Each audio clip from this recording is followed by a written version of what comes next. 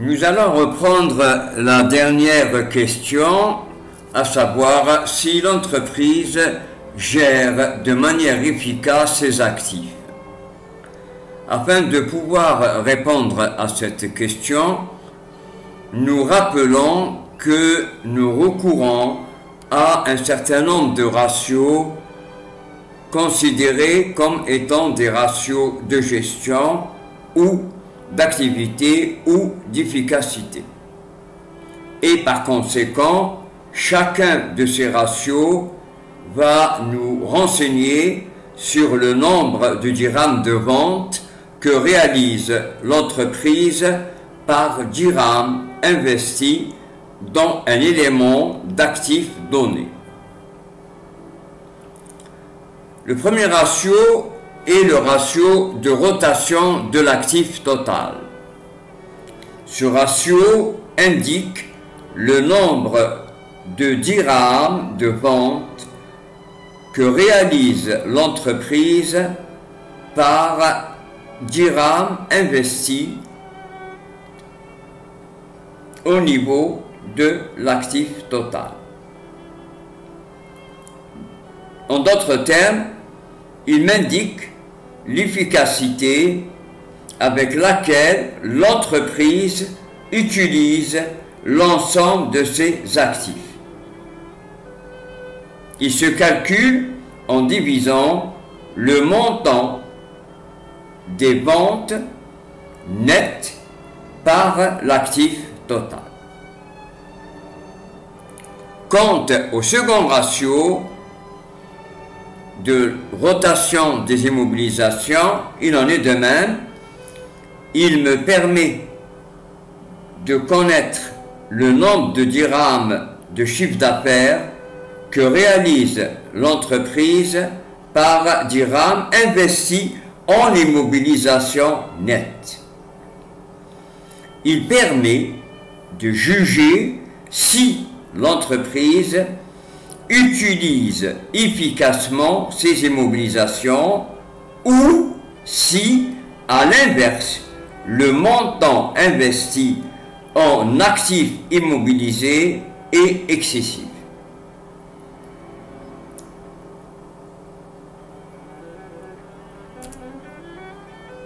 Dans ce cadre-là, très bien, cette analyse des actifs va nous m'amener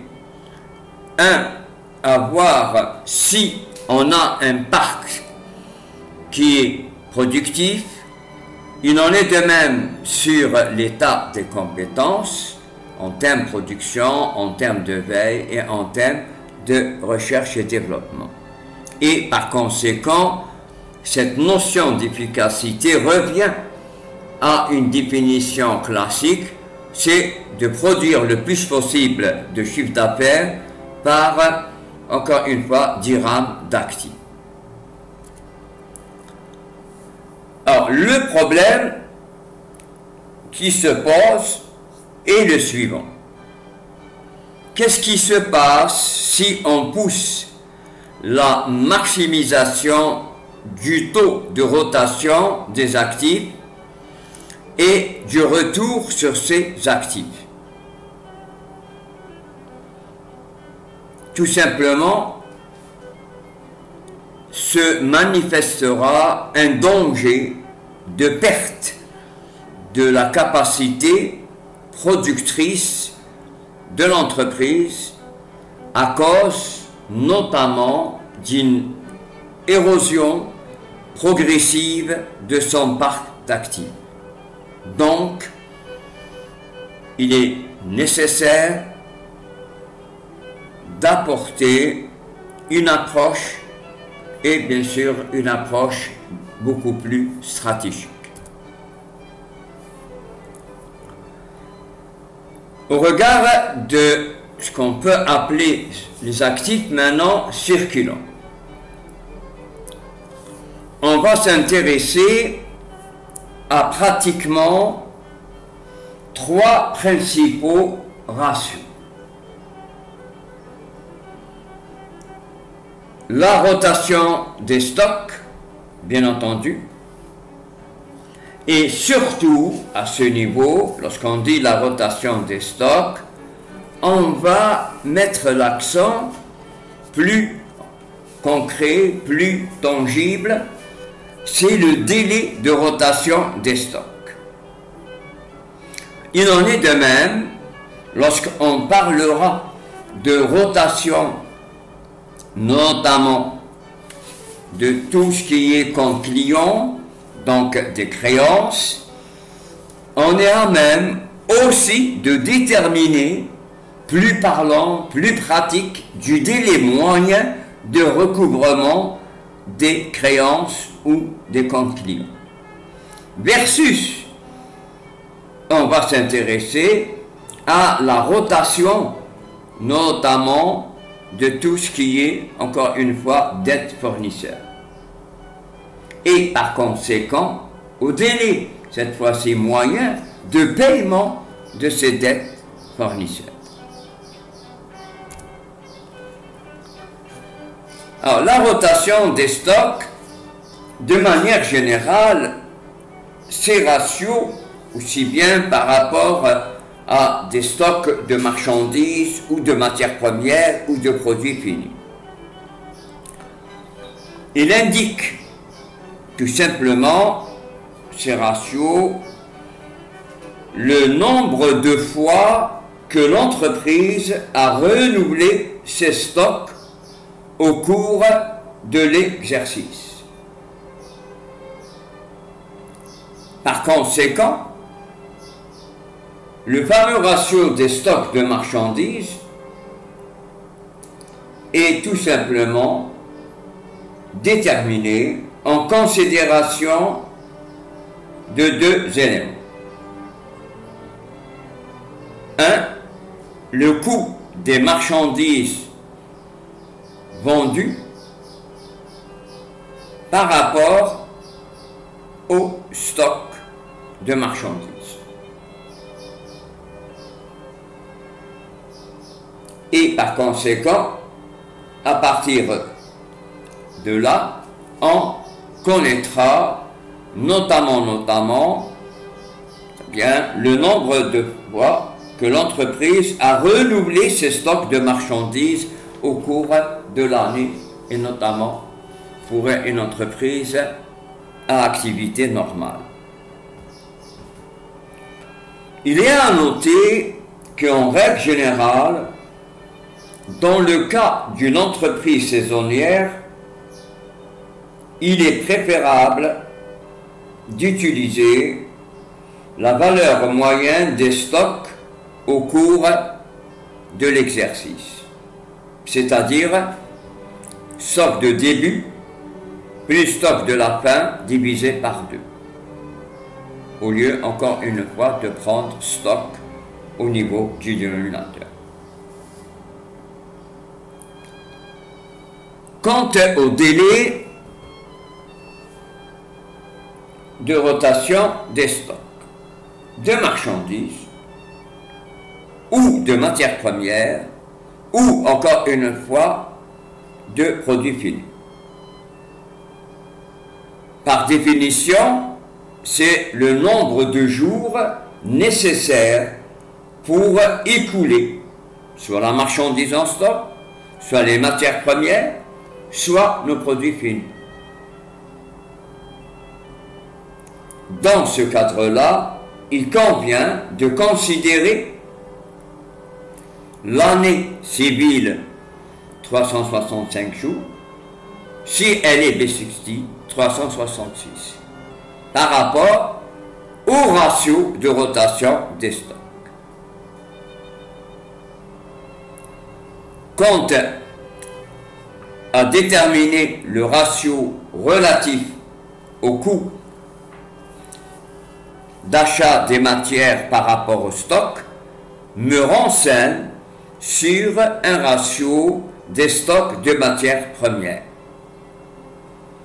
Et par conséquent, il en est de même, c'est un ratio qui indique le nombre, tout simplement, de fois que l'entreprise a renouvelé ses stocks de matières premières au cours de la période. Et par conséquent, on est amené à déterminer pour une entreprise industrielle et commerciale le fameux ratio des stocks de produits finis. Et là, on est amené de prendre au numérateur le chiffre d'affaires au coût de revient par rapport toujours au stock. Alors bien entendu, une remarque au niveau de ce ratio, c'est aussi de considérer l'importance de la méthode de valorisation qui a été utilisée. Car eh bien, elle impactera notamment par rapport au calcul des coûts de revient des produits vendus. Et par conséquent, c'est pour ça que l'interprétation doit aussi considérer la méthode de valorisation qui a été utilisée. Est-ce que le coût unitaire moyen pondéré ou la méthode last in, pass out, donc dernière entrée, première sortie, ou la méthode encore une fois first in, pass out, première entrée, première sortie, ou la méthode NIFO, next in, pass out, donc le prochain entrée et encore une fois le premier sorti, ou encore une fois la méthode des coûts standards. Donc différentes méthodes de valorisation relatives à la sortie des stocks. Alors quant à ce qu'on peut appeler la rotation des comptes clients, et plus exactement ce ratio, et notamment le plus intéressant va être le délai.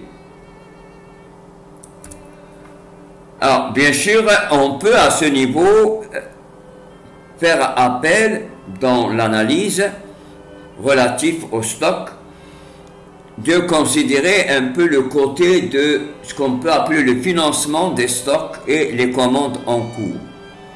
Pour savoir toujours, on sait que la détermination de la rotation des stocks ainsi que le fameux délai sont des renseignements ou des informations très intéressantes pour savoir si l'entreprise est à même de gérer des stocks. Donc il y a, je dirais, qui est trop élevé ou trop faible, etc. Donc c'est aussi une information importante dans le sens où pour un petit peu savoir s'il y a un surstockage, donc il y a un poids au niveau des capitaux circulants ou ce qu'on appelle à court terme, et il en est de même par rapport à notre stock outil.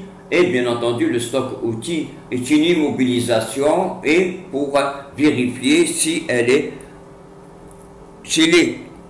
couvert par des capitaux permanents. Alors, quant à la rotation des comptes clients, on est amené à considérer d'une part le fameux, encore une fois, compte client, et par rapport à un chiffre d'affaires qui est un chiffre d'affaires annuel. Et ce chiffre d'affaires annuel, on va le diviser par 365. Ce qui ramène quoi? Ce qui ramène tout simplement à considérer bien les comptes clients par rapport aux ventes. Alors, dans le cas de ce qu'on peut appeler le fameux délai moyen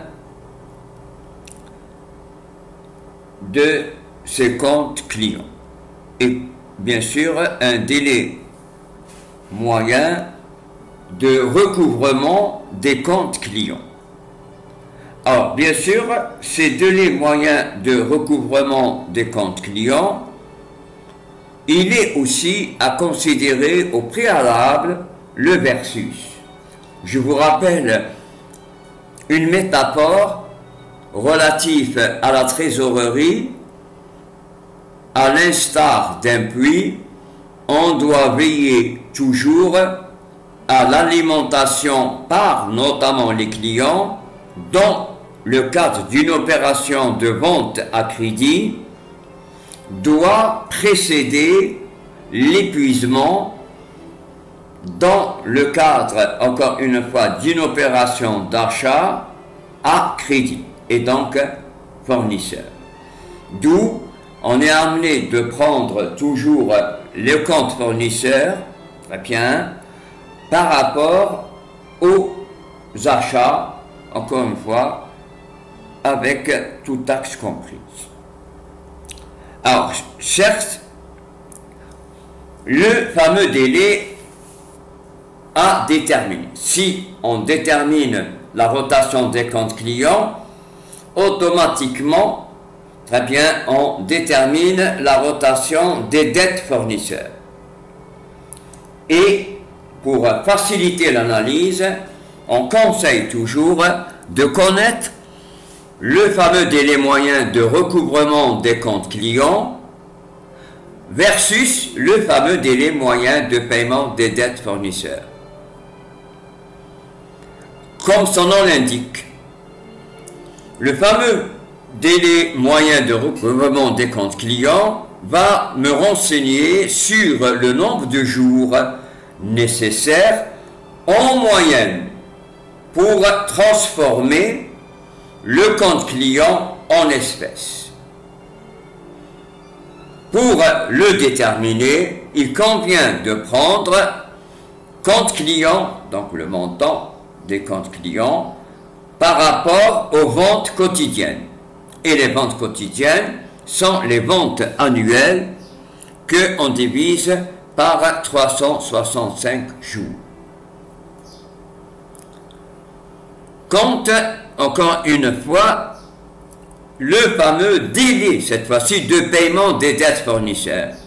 Idem, il va me renseigner sur le nombre de jours nécessaires en moyenne pour régler les dettes fournisseurs. Et donc, compte fournisseur par rapport aux achats quotidiens. Dans ce cadre-là, très bien, on sera amené de pouvoir savoir si on alimente notre trésorerie avant de l'épuiser, afin de prendre les mesures nécessaires et toujours veiller à ne pas avoir une trésorerie négative, car elle constitue, comme nous l'avons déjà vu, une menace lors de l'analyse des liquidités. On conseille toujours, par rapport, encore une fois, à nos comptes clients, d'opérer un classement chronologique des comptes clients pour mieux suivre et contrôler leur liquidité.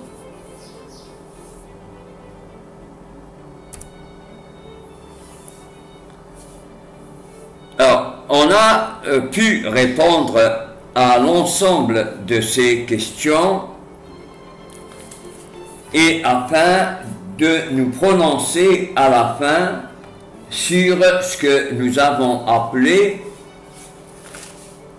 la santé de l'entreprise et en conséquence de prendre les décisions à court terme nécessaires et bien entendu dans un souci d'améliorer nos forces et faiblesses dans une optique purement financière. Alors bien entendu, nous avons au préalable parlé d'un système DuPont et notamment pour clore cette analyse financière que ce système DuPont qui a été développé à l'origine par des managers de cette entreprise, je dirais mondiale, qui est une entreprise globale américaine. Alors bien sûr, ce système Dupont, elle illustre dans un premier temps le fait que la rentabilité de l'actif total d'une entreprise dépend à la fois de la rotation de son actif total, c'est-à-dire de la capacité de l'entreprise à utiliser efficacement ses actifs et de sa marge nette sur les ventes, c'est-à-dire de la capacité de l'entreprise à obtenir un profit intéressant sur chaque dirham de vente. D'où la rentabilité de cet actif total considère d'une part le résultat net sur actif total et, comme son nom l'indique, lui-même est décomposé en deux ratios. Il sera fonction de la rotation de l'actif total par rapport à sa marge nette. Il en est de même en décomposant par définition la rotation de l'actif total, cette capacité de l'entreprise à utiliser efficacement ses ventes, donc vente par rapport à l'actif total, et en considérant la fameuse marge nette. Dans ce cadre-là, on a explicité que cette marge nette est la capacité de l'entreprise à obtenir un gain intéressant sur chaque dirham de vente, donc résultat net par rapport aux ventes. D'où, si on interprète cette fameuse équation Dupont, on constate que toute entreprise, sa rentabilité de l'actif total, donc Return on Investment, va être à la fois dépendant de la rotation de son actif total et de sa marge nette. Et par conséquent, on a un élément intéressant quant à pouvoir faire l'analyse, c'est que toute entreprise a la possibilité de pouvoir avoir un rendement sur son actif total assez intéressant en se prenant de deux manières différentes. Soit elle peut combiner une rotation élevée des actifs avec une faible marge nette, ou bien elle peut combiner une faible rotation des actifs mais une marge nette élevée. Donc, à partir de là, très bien, notamment la première combinaison où il y a une rotation élevée des actifs et une faible marge nette, on peut donner l'exemple notamment d'un magasin alimentaire où on constate aussi une faible rotation, une marge élevée, c'est par exemple le cas de tout ce qui est bijouterie, joaillerie, d'où deux manières d'améliorer ce fameux rendement de l'actif total.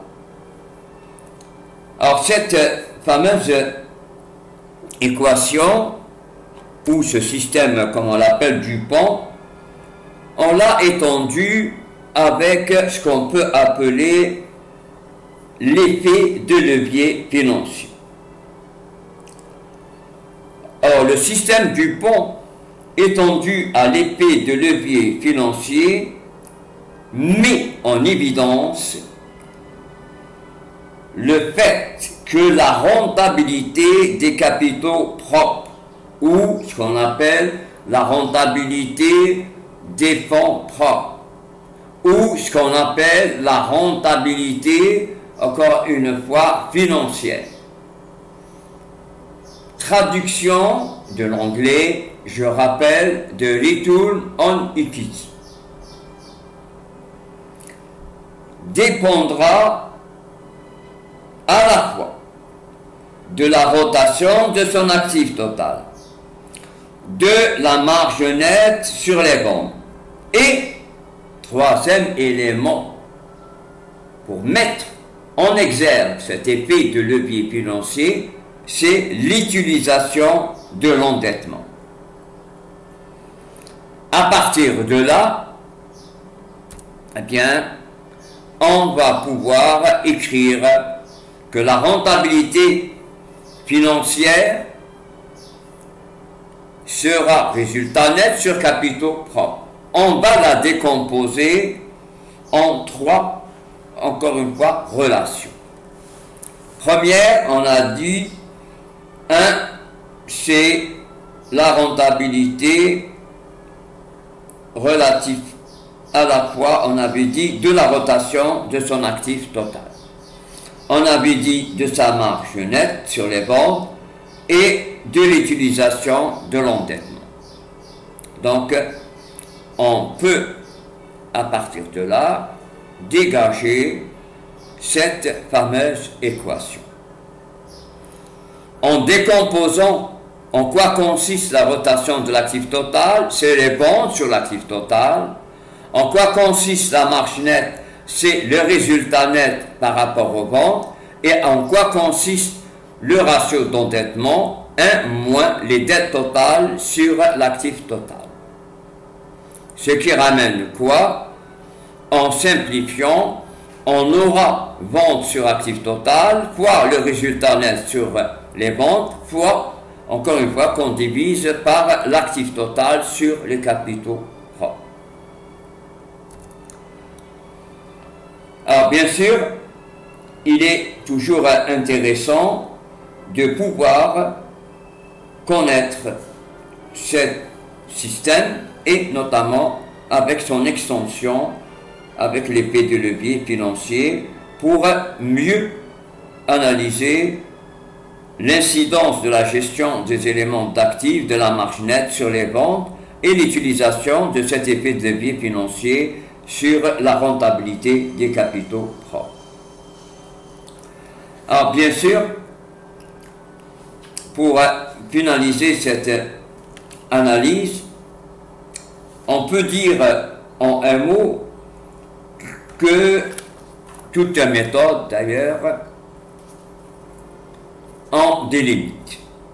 Toutefois, on considère déjà que les ratios financiers que nous venons de voir, ils peuvent s'avérer quand même très utiles pour analyser les états de synthèse financier d'une entreprise et notamment pour détecter certains problèmes potentiels. Cependant, comme toute technique financière, elle comporte un certain nombre de limites. Alors qu'on peut résumer par la plupart d'entre elles tournent autour de la fameuse norme sectorielle. Une première limite, c'est, supposons une entreprise qui exerce ses activités dans plusieurs industries, c'est-à-dire dans plusieurs secteurs industriels à la fois. Se pose le problème, eh bien, du choix de la norme de l'industrie adéquate pour pouvoir notamment réaliser des comparaisons et par conséquent on aura des difficultés pour la mettre en œuvre. La deuxième aussi limite, lorsque on se compare avec d'autres entreprises, c'est de bien compliquer la comparaison inter-entreprises. Pourquoi? Parce qu'il y a très souvent des divergences au niveau de la taille, au niveau de l'âge, au niveau même des méthodes comptables. Tout à l'heure, on avait parlé de la valorisation des stocks, on a parlé au préalable de certaines méthodes d'amortissement relatives aux immobilisations et aussi de la date de fin d'exercice financier. Donc, à cet égard, pour pouvoir comparer, je dirais, les entreprises entre elles, n'est pas encore une fois, je dirais, aisé. Des fois même, je dirais, la définition de la norme de l'industrie, elle peut poser des problèmes assez particuliers. Pourquoi? Parce que, est-ce que, eh bien, l'analyste, il doit utiliser comme norme sectorielle, très bien, pour comparer les entreprises entre elles, une moyenne arithmétique, une médiane, ou le mode du secteur industriel concerné.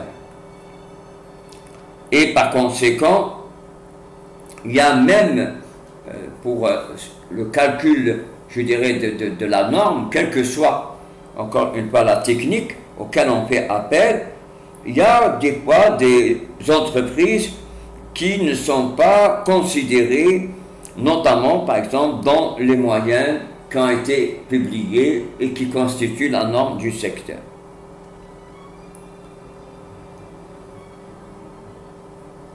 Une autre remarque